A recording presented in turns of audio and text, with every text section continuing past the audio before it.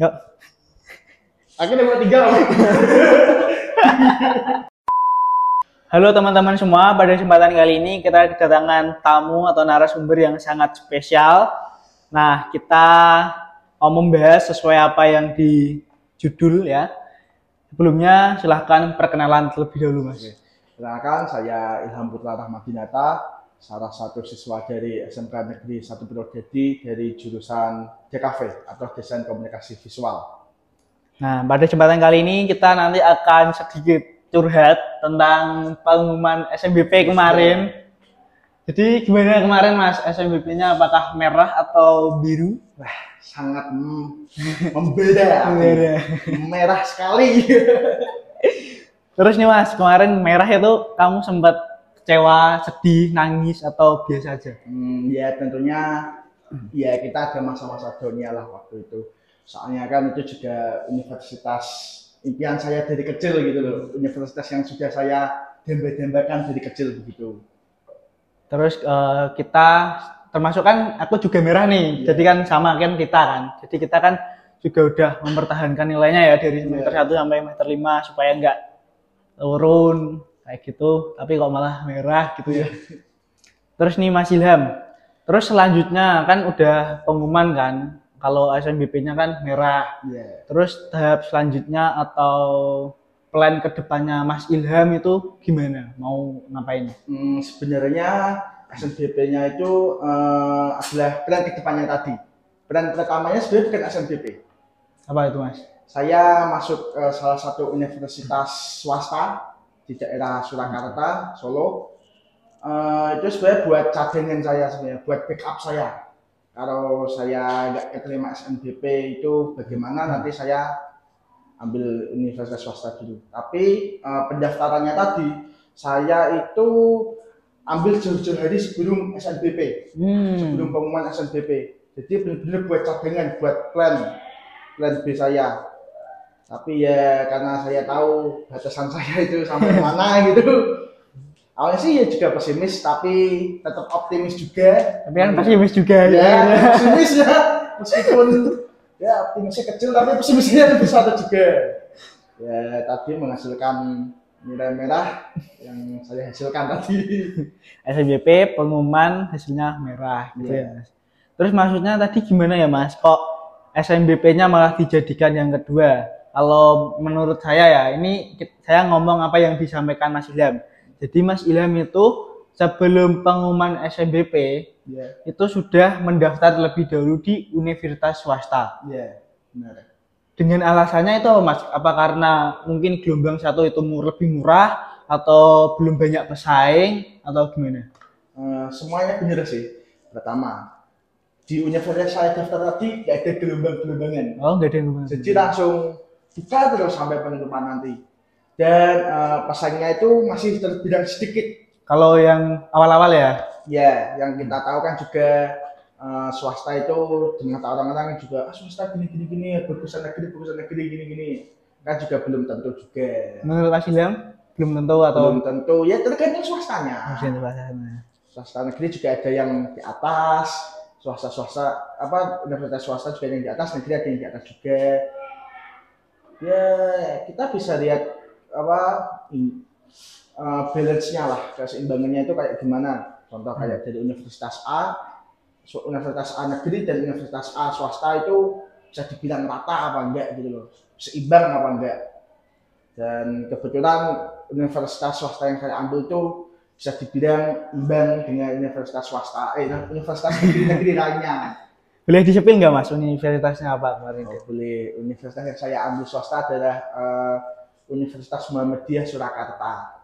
Di jurusan? Di jurusan Teknik Informatika. Wih, melenceng juga guys dari jurusannya sebelumnya.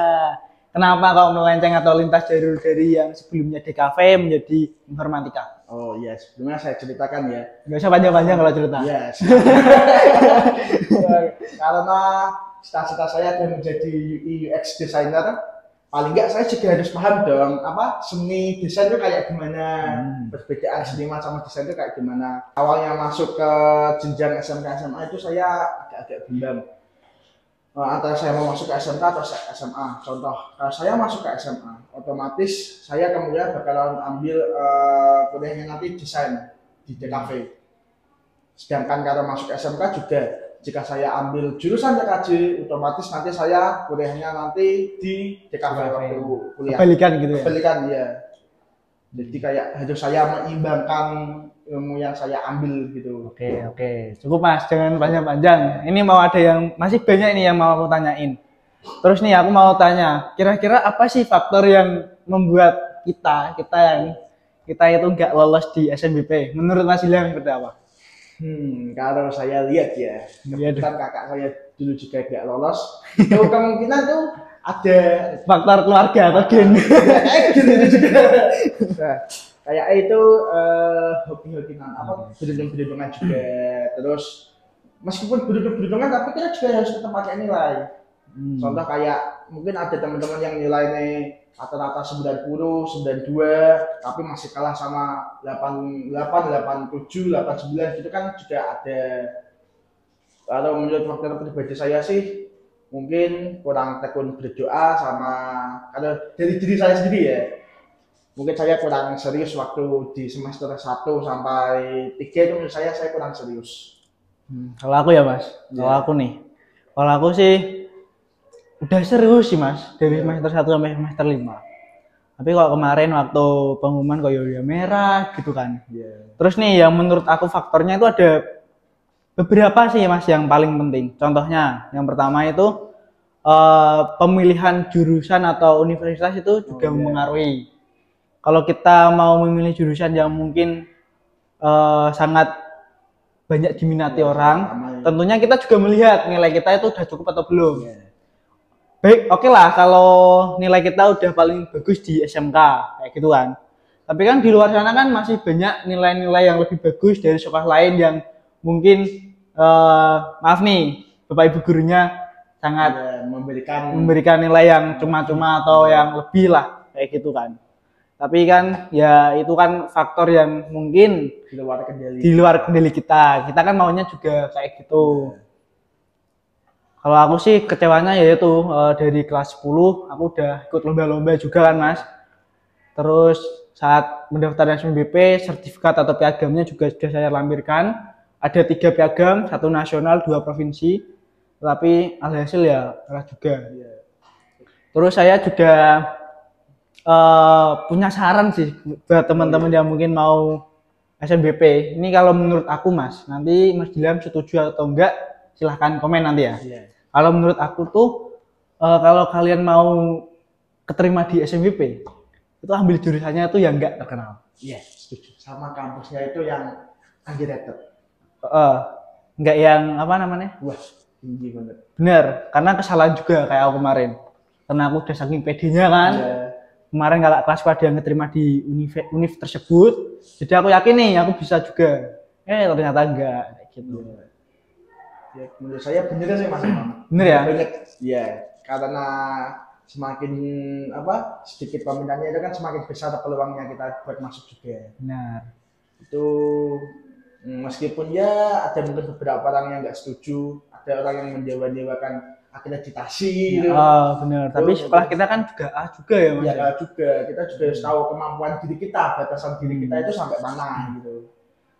Bener sih. Kemarin kalau aku lihat sih emang dari sekolah lain nilainya emang tinggi-tinggi. Dari sekolah sebelah sih itu juga tinggi banget. Ya oke lah mereka SMA, tapi kan setidaknya kan kita dari SMK kan juga bisa mengimbangi lah, nggak kalah banget kayak gitu. Iya, gimana Mas? Ya mau nggak mau terima nasib. Tapi nggak lanjut berjuang lah ya di SNBT. Ini kan masih ada SNBP. SNBP. Terus mandiri. Nah, terus kalau menurut Mas Ilham nih, kalau aku kan emang disuruhnya kan kuliah kan, jadi nggak mau kan harus mengikuti alurnya terlebih dahulu, yaitu SNBT kalau yang sekarang ini kan. Itu menurut Mas Ilham itu lebih baik ambil backup juga nggak Mas? Menurut saya ambil sih. Aman ke swasta kan ambil, tapi nunggu pendaftarannya ke swasta itu seminggu sebelum pengumuman hasil SNBT. Kalau nggak salah SNBT kan pengumuman 17 Juni. Nah, paling nggak tanggal 10 Juni, 9 Juni itu udah mulai mendaftar ke swasta. Paling kita cuma membayar ya nggak tahu juga sih uang pendaftarannya juga. Kemarin kamu berapa? Nggak lah. 400 ribu. Itu pendaftaran. Daripada, oh iya ini menurut Mas Ilham lebih baik swasta atau mandiri? Negeri. Ambilnya sih mungkin swasta. Kenapa? Yang pertama itu kalau di negeri mandiri kita kemungkinan bisa ya nggak tahu juga sih. Ada beberapa orang yang mengecap, oh kamu masuk mandiri ya, nggak kita SNBT ya, SNBT nggak terima ya, kan masih kadang ada yang kayak gitu. Nah tapi kalau swasta kan kebanyakan kita disamaratakan, kayak kita terima SNBT, nggak terima SNBT, saya ke swasta juga. Tapi ya mandiri juga it's okay buat kan ada ya swasta negeri yang emang biayanya itu nggak terlalu mahal banget nggak kayak swasta. Tapi rata-rata mahal. Oh iya mahal, tetap mahal tapi meskipun nggak sama swasta gitu loh. Ya menurut saya sih bisa sih ya tergantung kampusnya juga. Iya sih. Kampusnya kalau bisa yang akreditasi A dari swasta, sedangkan akreditasi B dari negeri itu ya artinya yang swasta yang akreditasi A. Takut juga kan ya nanti kedepannya kan kedepannya lulusannya kayak apa gitu. Oke sih, bener sih Mas, kita lihat dari univ apa yang mau kita ambil, terus rencana ke depan kita mau seperti apa. Oke, mungkin ada yang mau disampaikan lagi Mas? Buat teman-teman yang SNBT dan buat teman-teman ujian mandiri maupun swasta yang berjuang untuk masa depannya, saya doakan yang terbaik untuk kalian. Amin. Tetap semangat, jangan menyerah, masih ada kesempatan di lain waktu. Gebiar maksudnya? Gebiar itu sebenarnya mana berpilat. Nganggur dong. Iya sih. Simulasi pengangguran. Simulasi ya enggak sih. Bercanda. Masih ada kesempatan banyak. Mungkin aku juga ini termasuk buat aku juga ini. Ya, semangat buat Mas Imam dan teman-teman pejuang yang lain. Oke, mungkin cukup ya Mas ya. Biar waktunya durasinya nggak terlalu panjang. Kami mohon maaf apabila ada kesalahan dalam penyampaian. Ya, saya juga mohon maaf jika ada kesalahan kata saya. Sekian, Assalamualaikum warahmatullahi wabarakatuh. Oke, dadah. Terima kasih Mas.